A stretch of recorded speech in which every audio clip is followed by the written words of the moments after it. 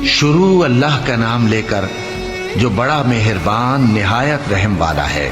بکھیرنے والی ہواؤں کی قسم جو اڑا کر بکھیر دیتی ہیں، پھر پانی کا بوجھ اٹھاتی ہیں، پھر آہستہ آہستہ چلتی ہیں، پھر اس چیز کو یعنی بارش کو تقسیم کرتی ہیں کہ جو وعدہ تم سے کیا جاتا ہے وہ یقیناً سچا ہے، اور انصاف کا دن ضرور واقع ہوگا۔ اور آسمان کی قسم جس میں کئی رستے ہیں کہ اے اہل مکہ تم ایک اختلاف والی بات میں پڑے ہوئے ہو، اس سے یعنی عقیدہ آخرت سے وہی پھرتا ہے جو اللہ کی طرف سے پھیرا جائے۔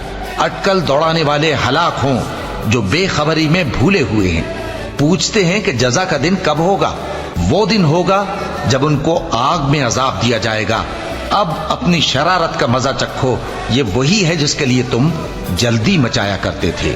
بے شک پرہیزگار بہشتوں اور چشموں میں ہوں گے، اور جو نعمتیں ان کا پروردگار انہیں دیتا ہوگا انہیں لے رہے ہوں گے۔ بے شک وہ اس سے پہلے نیکیاں کرتے تھے، رات کے تھوڑے سے حصے میں سوتے تھے اور صبح کے اوقات میں بخشش مانگا کرتے تھے، اور ان کے مال میں مانگنے والوں اور نہ مانگنے والوں دونوں کا حق ہوتا ہے۔ اور یقین کرنے والوں کے لیے زمین میں بہت سی نشانیاں ہیں اور خود تمہاری جانوں میں، تو کیا تم دیکھتے نہیں؟ اور تمہارا رزق اور جس چیز کا تم سے وعدہ کیا جاتا ہے آسمان میں ہے، تو آسمان اور زمین کے مالک کی قسم یہ اسی طرح قابل یقین ہے جس طرح تم بات کرتے ہو۔ اے نبی، کیا تمہارے پاس ابراہیم کے معزز مہمانوں کی خبر پہنچی ہے؟ جب وہ ان کے پاس آئے تو سلام کہا، انہوں نے بھی جواب میں سلام کہا۔ دیکھا تو ایسے لوگ کہ نہ جان نہ پہچان۔ پھر وہ اپنے گھر جا کر ایک بھنا ہوا موٹا بچڑا لائے اور کھانے کے لیے ان کے آگے رکھ دیا۔ کہنے لگے کہ آپ تناول کیوں نہیں فرماتے؟ اور ان سے خوف محسوس کیا۔ انہوں نے کہا کہ خوف نہ کیجے، اور ان کو ایک دانش مند لڑکے کی بشارت سنائی۔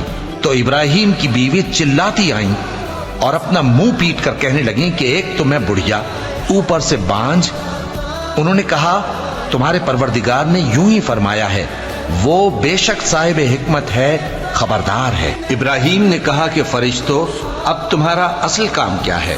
انہوں نے کہا کہ ہم گناہگاروں کی طرف بھیجے گئے ہیں تاکہ ان پر گارے کی پتھریاں برسائیں جن پر حد سے بڑھ جانے والوں کے لیے تمہارے پروردگار کے ہاں سے نشان کر دیے گئے ہیں۔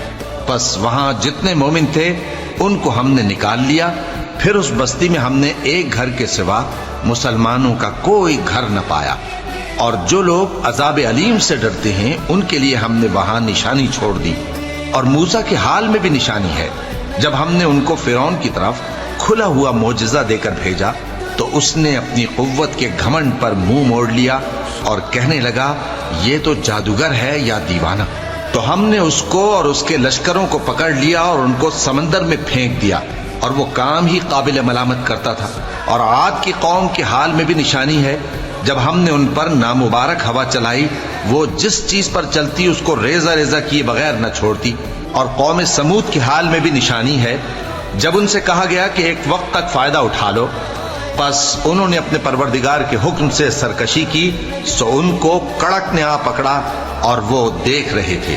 پھر وہ نہ تو کھڑے رہنے کی طاقت رکھتے تھے اور نہ مقابلہ کر سکتے تھے، اور اس سے پہلے ہم نوح کی قوم کو ہلاک کر چکے تھے۔ بے شک وہ نافرمان لوگ تھے۔ اور آسمان کو ہم ہی نے اپنی قدرت سے بنایا، اور ہم کو ہر طرح کی قدرت ہے۔ اور زمین کو ہم ہی نے بچھایا، تو دیکھو ہم کیا خوب بچھانے والے ہیں۔ اور ہر چیز کے ہم نے دو دو جوڑے بنائے تاکہ تم نصیحت حاصل کرو۔ تو تم لوگ اللہ کی طرف دوڑ چلو، میں اس کی طرف سے تم کو صاف صاف خبردار کرنے والا ہوں۔ اور اللہ کے ساتھ کسی اور کو معبود نہ بناؤ، میں اس کی طرف سے تم کو صاف صاف خبردار کرنے والا ہوں۔ اسی طرح ان سے پہلے لوگوں کے پاس بھی جو پیغمبر آتا تو وہ بھی اس کو جادوگر یا دیوانہ کہتے۔